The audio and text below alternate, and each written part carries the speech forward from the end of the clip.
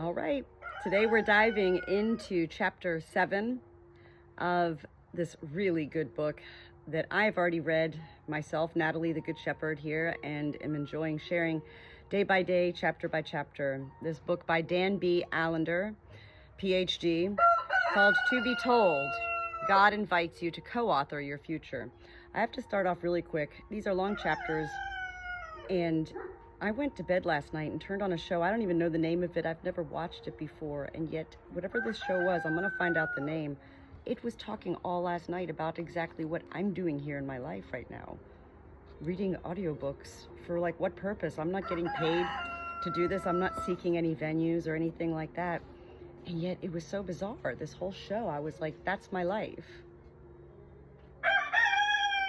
These are the ways I do believe God authors our life, and it's up to us to be aware of those moments that are beyond synchronicity or coincidence. You know, heaven does want us to get to know ourselves so that we can learn to love ourselves in a way that we are taught, and a catch-22 all along our lives' ways of being told we should love ourselves, but don't love yourselves too much.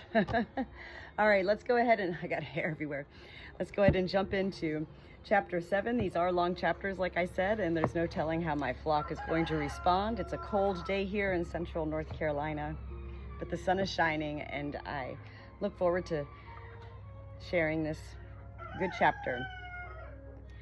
Chapter 7, Writing Your Destiny. If we could see, if we could read the letter, if seated on high amidst the authors of our destinies, we could read the book of our life, which is written, already written, finished. But we shall never know our story. We are only characters in it. And to think that there will be readers of our book. Helene Shaw. Most Americans were riveted to the television after the terrorist attacks of September 11th, 2001. Within a day, the news media started following the stories of relatives who posted pictures of missing loved ones on walls near the collapsed World Trade Center. For a brief period, we became a nation of stories. As tragic and heart-wrenching as this event was, it became more real and personal when we saw the faces and heard the stories of those who had perished and those who were left bereft. As horrific as news reports are when accidents or deliberate acts of violence kill and maim scores of people, the stories seldom move us unless we are given access to at least one individual's story. It is nearly impossible to feel someone's pain if we don't know that person's story. Listen to these birds, huh? They're feeling this September 11th, I think. Similarly, it is impossible to enter the pain of our life unless we know our story. The preceding section of this book invited you to plunge into your story and become acquainted with how you've been written by your tragedies and your family roles. When reading your story, you should have recognized certain patterns and themes that compel you to say yes and no to various options in life. I pray that you have begun to feel more intrigue and sorrow for yourself and your story as you see the dimensions of how God has shaped you. At this point, it's appropriate to ask, what do I do with chapters that I feel are too painful? The chapters I hate. We all have chapters that make little sense and have not yet been seen in the soft light of redemption. Coming to love your own life requires you to believe that the past was God's will, that the already completed chapters were ultimately written for both His glory and your participation in His redemption. Though we can never comprehend His will regarding atrocities and evil, we simply know He is neither the author of sin, nor does anything happen that thwarts His ultimate purposes. He uses pain and brokenness just as He uses shalom. God writes our life from the foundation of the earth, but He doesn't let us glimpse the outcome of the story until long after we have joined Him in co-authoring our life, and then ultimately have met Him face to face. Hey! Jackie, come here, Jackie. No, hold on, pause. No, come here, Jackie. Gilbert, leave her alone. Jackie! Oh, little girl, come here. Jackie, come here, good girl, come here. Good girl, come here. Good girl. Where's your flock? Why did you leave them? Come here, honey. Nope, no ma'am. Look at her getting attacked by every venue here. Oh. Sorry about that. In this life, we can know God's will primarily by looking back at what has already happened. We know that God is sovereign and nothing is beyond his sight. But does that truth really equip us to love everything that is written in our life? We can love our past, even the parts we avoid and regret, only if we understand that our story is written for the benefit of other stories in the future. We can truly love our life only when we see our story birth new and more glorious stories. Interpreting your life, seeing the contours of meaning formed by what already has happened, is the first step in learning to love your life. A second step is necessary.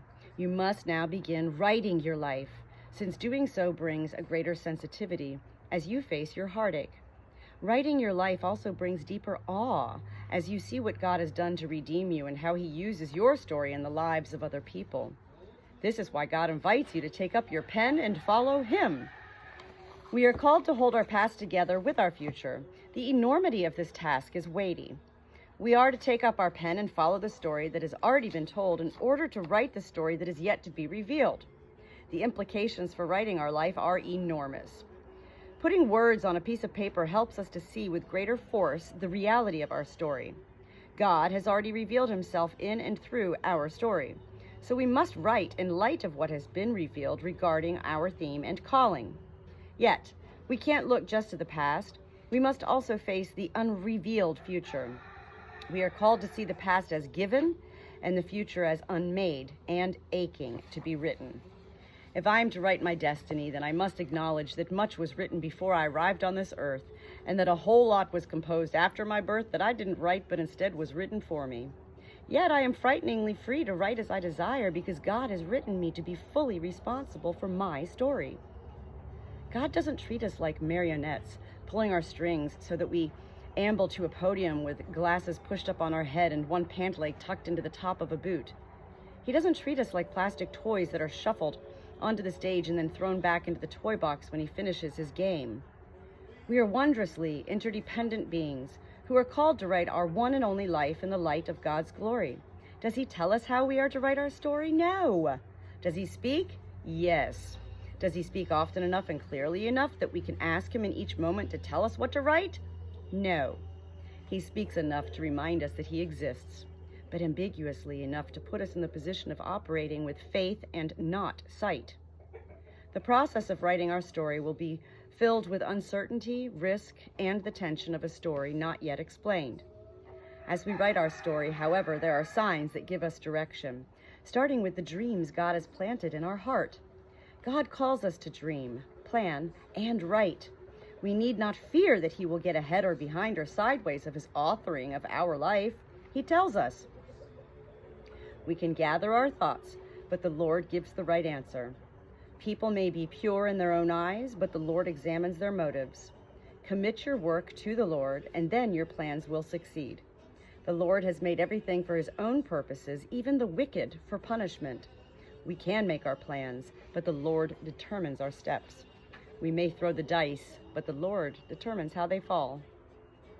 The sovereign Lord will not be thwarted by ill motives, wayward plans, or the scheming of the unrighteous.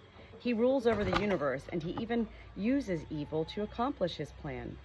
But God's sovereignty is not an invitation to passivity. Instead, it is a call to wise and risky creativity. We must plan, and he will direct. The call is clear. We are to dream, plan, and write, in accord with the prompting and urging of his Spirit. This means that we are to write in accord with the passions and themes God has written into our story. Your dreams are either an escape or an entry. There is no middle ground. Either you dream to get away from the day-to-day grind, the unresolved past, or the uncertain future, or you dream of ways to enter the fray for a greater good than your own. Of course, it is not wrong to dream of a long-awaited trip to Europe. It is not wrong to dream and wish for a college degree or a new fly rod. But all of our dreaming, whether grand or mundane, is either a wished-for flight back into Eden or an anticipation of the coming Eden. The dream God gives us, the dream we are to write, is the one that draws forth our most passionate yes and no.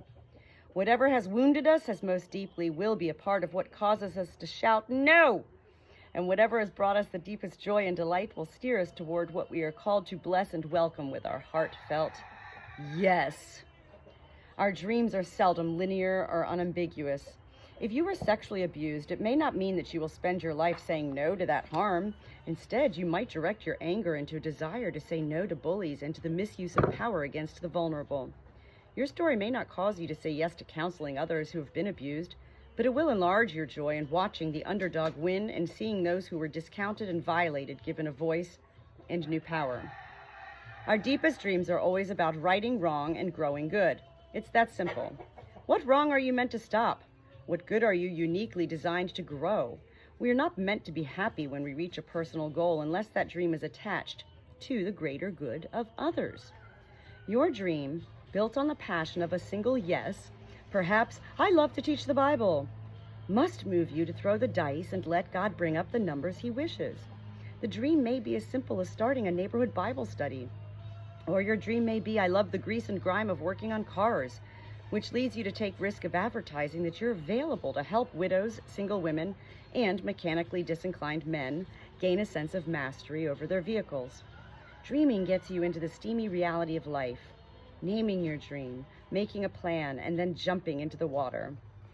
Any plans that spring forth from your dream eventually need to answer 4 core questions, which we will explore in the next few pages. Deep dreams are not about getting away to an isolated island in the balmy South Seas, nor are our deepest dreams to climb Mount Everest or make $1 million. If our deepest dreams aren't about other people, then we have settled for mere power and accomplishment, the self-absorption of narcissism. Our deepest and truest dreams must bring good to someone who is without justice, reconciliation, or hope. The population that we are written to serve may include many different kinds of people, but it is probably focused on a few. It is likely centered on a distinct group of people that may be bound by a particular race, nationality, region, or need. We must always be willing to go further than our own group and pursue the passions that take us into other groups of people. Dirt bike racers, church choirs, abused women, and so forth. We must dream dreams that are connected to a specific population. This is the place aspect of a dream. We all are bound by space and time. I may be able to fly around the world, but every night I must sleep in a single place, not many. What is the primary context where I serve the people I'm called to love? This place has an address or locale, therefore it is bound to the customs of a certain city or region. We all are bound up in our location. The place question requires a choice that limits us. As much as we would like to keep all our options open, we can't. One choice to serve in a particular place closes down other options. Of course, the one choice will open a vista of new choices, but each resulting decision again says no to more than it says yes to. Everyone is called to battle some unique effects of the fall. For each of us, there is a problem in this world that is meant to first bring us to tears and intensify our anger, and then bring joy to our soul when it is even temporarily subdued. Answering the people question and the place question helps determine the problem we will address. For example, if we choose to serve those in a Baptist congregation in rural Mississippi that is populated by the wealthiest of the community, we will face different needs than if we choose to start an office supply store in a growing suburb enclave in the Midwest. People in one place have different needs than a group in another locale, even if the two groups live only several miles apart. The needs you are called to serve, financial, physical, psychological, legal, spiritual, relational, creative, intellectual, recreational, are bound tightly to gifts that God has enabled you to develop. Some of the skill sets you've developed may be things that bore you.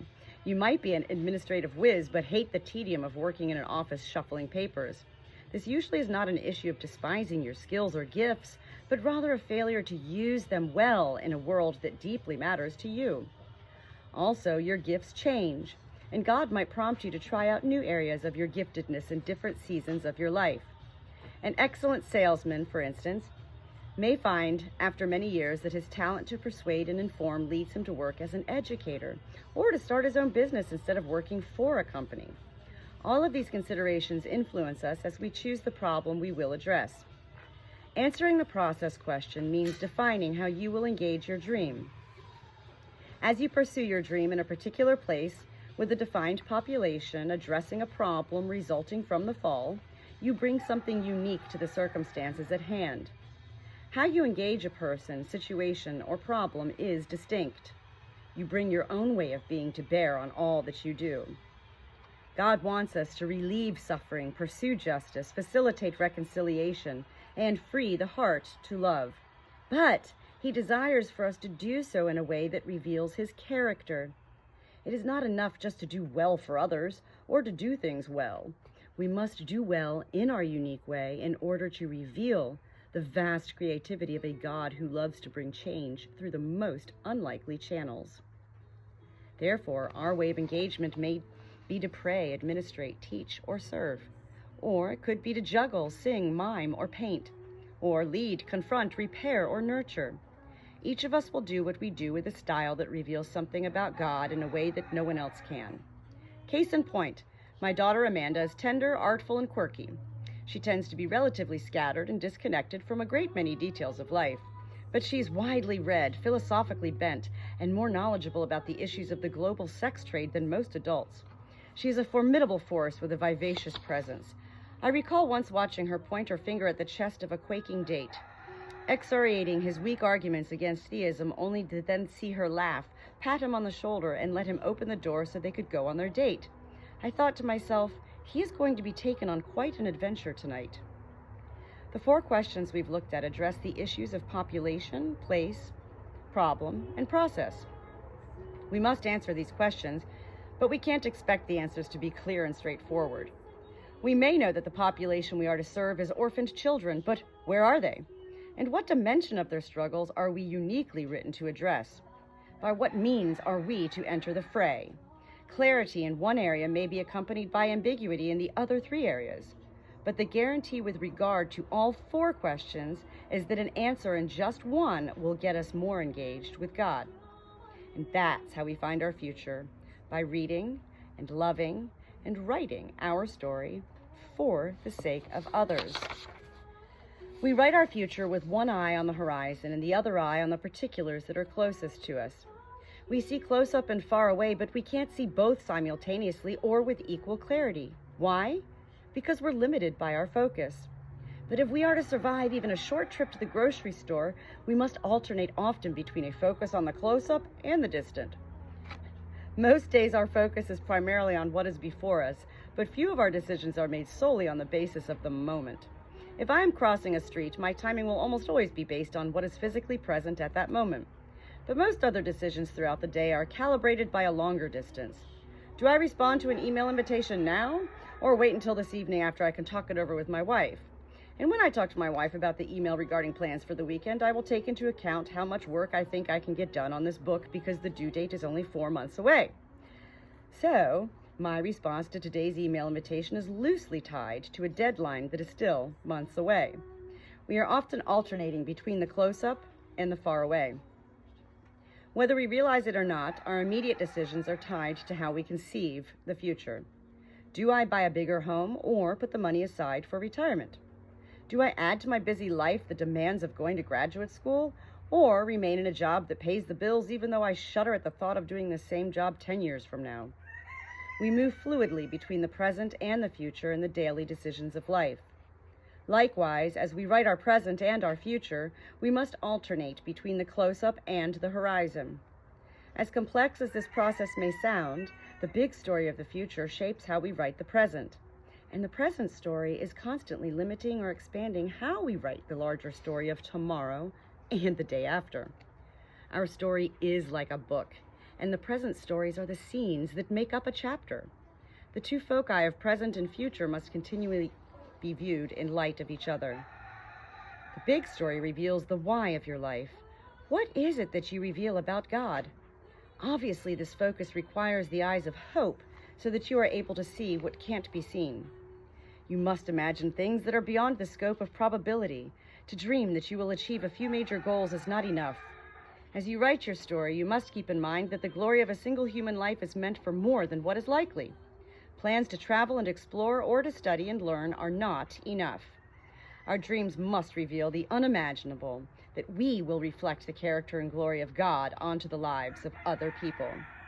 It's time now to go beyond simple dreams and construct a personal mission statement.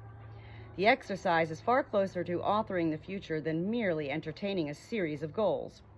A mission statement is a telescope to help you see a horizon not visible to the naked eye. A good mission statement takes years to form and can't be finalized without the hard work of reading your past and imagining your future. Developing a mission statement requires unearthing your desire, articulating your passion, and following the bent of your life story as God has written it. Authoring the story of the rest of your life requires that you form a personal mission statement. Mission statements must be approached carefully. They can too easily miss the mark by sounding like grand visions and being so abstract they fail to give shape to the future. Worse, they can name a generic future that has no guts or glory. Check the websites of a few organizations that you respect and read their mission statements. Does the mission statement move you? Does it tell you on what the organization is willing to stake its existence, pin its hopes, and focus its resources? Or is it a predictable, religiously correct slogan that parrots what others in that field are already saying? Now, think about church mission statements. Most churches evangelize, make disciples, worship, create community, care for the needy, promote righteousness, and serve bad coffee. Everyone knows that not all churches are similar, yet their mission statements are fundamentally the same. Why? Because often we are unwilling to narrow the future down to the themes that are most dominant and close to our heart. I know a church that wants to be a place where adherents can complain about how pagan and godless the church in general has become. This church wants to offer a clear alternative to today's perceived spiritual decay among Christians. However, this church's mission statement centers on the Great Commission and ministering to the world. Another church specializes in taking in those who have been rejected by angry churches, yet its mission statement is nearly identical to that of the angry church that rejects people. Many of us refuse to create a mission statement for our life because we don't know how to do it, or we fear that it's pointless. I believe we have failed to grasp the power of mission statements because we have failed to bring the notion of story into the process.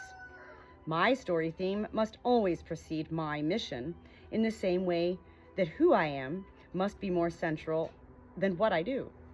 Hence, a theme statement must precede a mission statement. My life story revolves around shame, violence, and arrogance.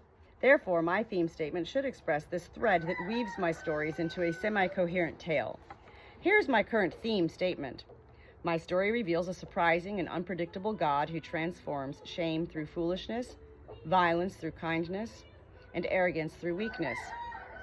Whatever I do, however I do it, and with whomever I serve, I must live out the themes of that story. What matters most is whether we are living out the story God has written, which is the same story that He invites us to write for the future. Could I live out my mission with equal authenticity as the president of a graduate school or as an assistant pastor in an inner church in the city? Yes and no. It does matter what we do, but we do what matters little compared to how we do it. My theme statement would make it hard for me to serve in a context where order, predictability, and formula are more valued than creativity, chaos, and complexity. My story is about shame, violence, and arrogance. Therefore, an environment that refused to name shame, confess violence, or expose arrogance would be like trying to hammer me a triangular peg into a round hole. Also, a theme statement must move a person to say, so what? What difference does this statement make for the world and for a few people in it? Another person might have a very similar theme statement, but a radically different mission statement. Your theme is important because it shapes your mission. My mission involves training truth tellers to embrace stories that translate the way we relate to others. I am an educator and a storyteller. As an educator, I train people to listen and speak to the stories of the heart. But other educators who are also storytellers like me have a different life theme and mission statement. Consequently, they live out their gifts and burdens in the classroom differently than anyone else does. It is never enough to say, I'm called to teach. Teachers must know how their story is to shape their singular way of reaching that, in turn, shapes their unique mission statement. In my calling, I most want to see hearts transformed and enabled to relate to God and to others in a fashion that is full of passion, struggle, and surrender. That personal mission shapes the dreams and goals of my life. What I've described so far is my big story, but it is meaningless until I live into the scenes of what is immediately before me, the present story.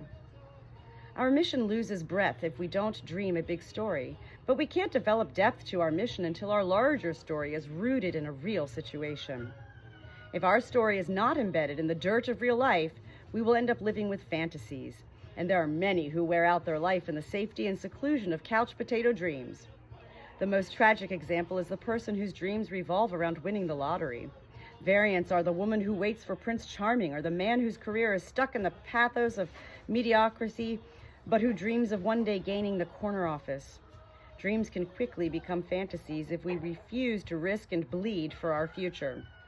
At the same time, reality is that we are situated beings who can't extricate ourselves from our particular world by mere will. We can't will away a birth defect. We can't will away lung damage due to past smoking. We have been written by God to take up our pen and follow Him, and to do so with dreams of redemption that take into account our situation. For example, it would be foolish for me to dream of becoming President of the United States when I've never involved myself in local politics. I must take my situation into account as I write my story. It is similar to a painter who is given a small canvas to use for a painting. The painter would be foolish to use the small canvas to paint a complex battle scene. And if he is given only a few colors, then he is to use what he has to create something of beauty. Past tragedy and pain are the paints and canvas we are to use to create the art of our life. The marks of our past form the contours that make us a creation filled with intrigue, mystery, and meaning. Why not glory in my large nose, curly hair, and piercing eyes? Oh, they have gotten me into trouble, but they've also invested me with stories that blonde, blue-eyed, button-nosed boys never seem to tell. Back to our story in our present. It has a body, space, time, and people, and we are meant to live it all while keeping in focus the horizon of our bigger story. So what do we do with our present situation?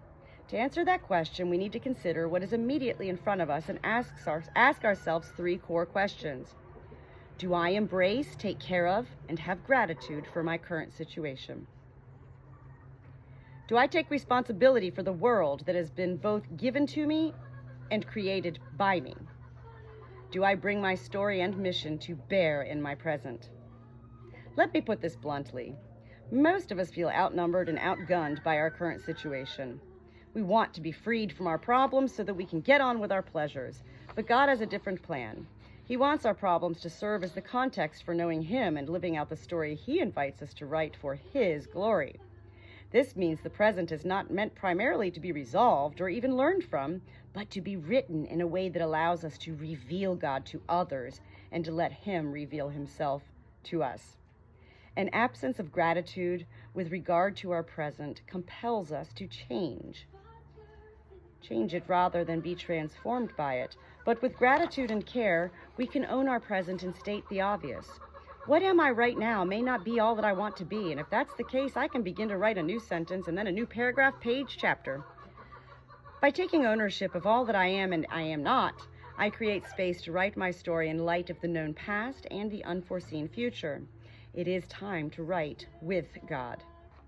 At the moment I serve as the president of Mars Hill Graduate School, initially I didn't want to be president, and throughout my tenure I've made more mistakes than most presidents ever get the opportunity to make and still keep their jobs. I am at best a reluctant president, and our institution has suffered from the lack of a true day-to-day, buck-stops-here leader. Why am I so reluctant to lead?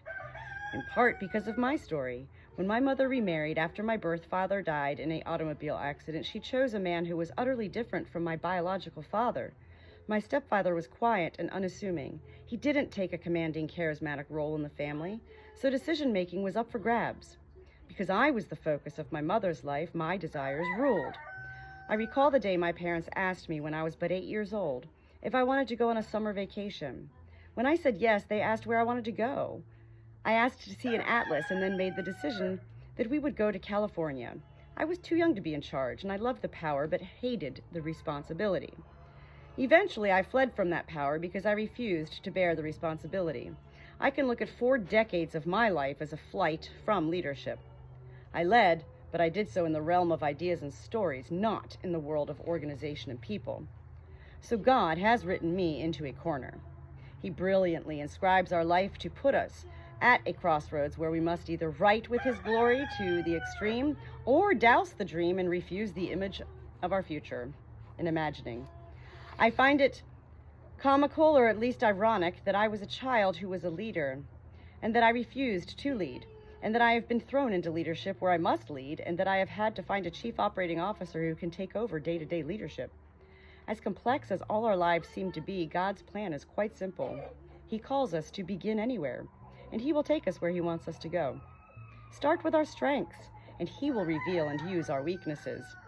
Follow our desires, and he will grow his passion in us. Granted, we may not have the slightest idea what to do about the monumental financial or physical calamity we face. It has sapped our energy and stolen our joy. What are we to do? We are to write. The first step is to take pen and paper, or computer keyboard and screen, and write. Start by stating the obvious. What am I up against? Then name your desire. What do I want to see happen? It is wise to write out different desires related to the same calamity. Of course, you want your debt or illness to go away, but once the obvious is said, what more do you really want for yourself and for the people affected by the situation?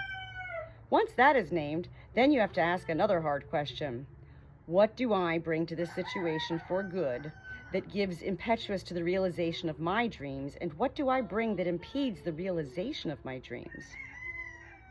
All of this writing serves as prelude to the hardest question of all. What do I want to become, and what do I want to reveal about God through this process? In the midst of writing the present, you must draw from the past in order to imagine the future.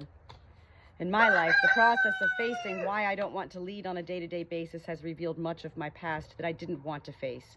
But embracing my story with gratitude, honoring my present responsibility, and risking for what lies ahead, I've clearly seen that I am not to write myself into a life of day-to-day administrative decision-making. Finally, know that the writing process can't be done in isolation from others who are writing their lives. We are meant to write in community. We are meant to turn our first draft and second, third, and fourth over to the good editors, to our good friends who have eyes not only for our present, but also for the larger story we are written to tell. It is through co-writing, not only with God, but also with our communities, that we come to write with greater depth and breadth. So we now turn to the task of writing and editing with others. Chapter 7. To be Told, Dan B. Allender. They're pretty deep chapters, yeah? I've already read this book, and even after I read it here, I'm still going to go back, and there's so much beautiful information in here. I hope that others are able to feel even the slightest bit of my story told in these words that are written by not myself, by another man I don't know. Dan B. Allender, PhD, to be told.